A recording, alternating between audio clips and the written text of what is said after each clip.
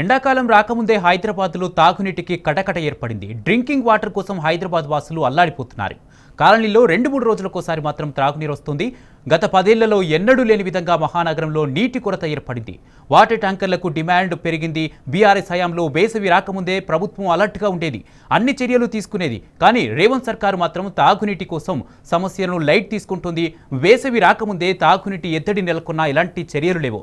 GHMC పరిధితో పాటు greater చుట్టుపక్కలున్న కార్పొరేషన్లు, మున్సిపాలిటీలోనూ water problem పెరిగింది. 2-3 రోజులకోసారి మాత్రం తాగునీరు వస్తుండటంతో జనం తీవ్రంగా ఇబ్బంది పడుతున్నారు.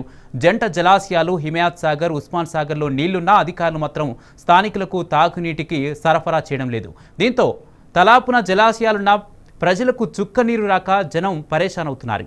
ఇదే అదునుగా గ్రేటర్ పరిధిలో ప్రైవేట్ వాటర్ ట్యాంకర్ల దందా జోరందుకుంది.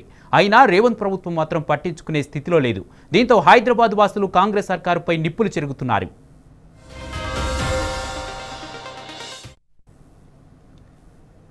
హైదరాబాద్లో తాగునీటి సమస్యపై మరిన్ని వివరాలు ప్రతినిధి యాసర్ అందిస్తారు. యాసర్, చెప్పండి, గ్రేటర్ హైదరాబాద్లో వాటర్ ప్రాబ్లం ఎలా ఉంది? రైట్ కుమార్, ఎండాకాలం రాకముందే హైదరాబాద్ లో తాగునీటి కటకట ఏర్పడిందని చెప్పవచ్చు. డ్రింకింగ్ వాటర్ కోసం హైదరాబాద్ వాసులు అల్లాడిపోతున్నారు. కాలనీల్లో 2-3 రోజులకోసారి మాత్రం తాగునీరు వచ్చే పరిస్థితి నెలకొందని చెప్పవచ్చు. అది సరిగా 10 ఏళ్ల కిందట రోడ్లపై దర్శనం ఇచ్చిన బిందెలు, డ్రమ్ములు ఇప్పుడు మళ్ళీ దర్శనం ఇస్తున్న సందర్భాలను మనం చూస్తున్నాం.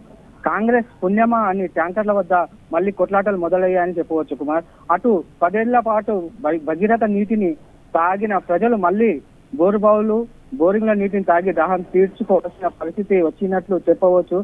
దినదినం నీటి కష్టాలు రెట్టింపు అవుతున్నాయని కూడా చెప్పవచ్చు.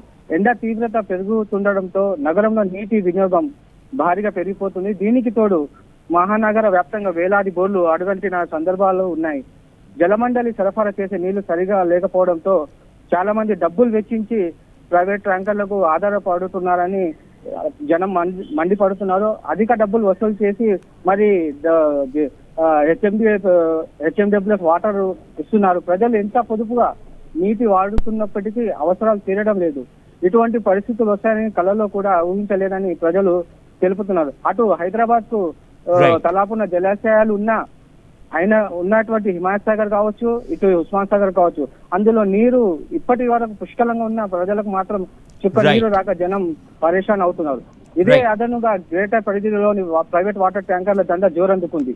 అయినా రేవంత్ రెడ్డి ప్రభుత్వం మాత్రం పట్టించుకునే పరిస్థితులు లేదు. దీంతో హైదరాబాద్ వాసులు కాంగ్రెస్ సర్కారుపై నిప్పులు చెరుగుతున్న పరిస్థితి నెలకొందని చెప్పవచ్చు కుమార్. అంటే ఎండాకాలం ప్రారంభం ముందే ఇలాంటి పరిస్థితులు రావడంతో ప్రజలు బెంబలెత్తిపోతున్నారు Kumar. Right, thank you Acer.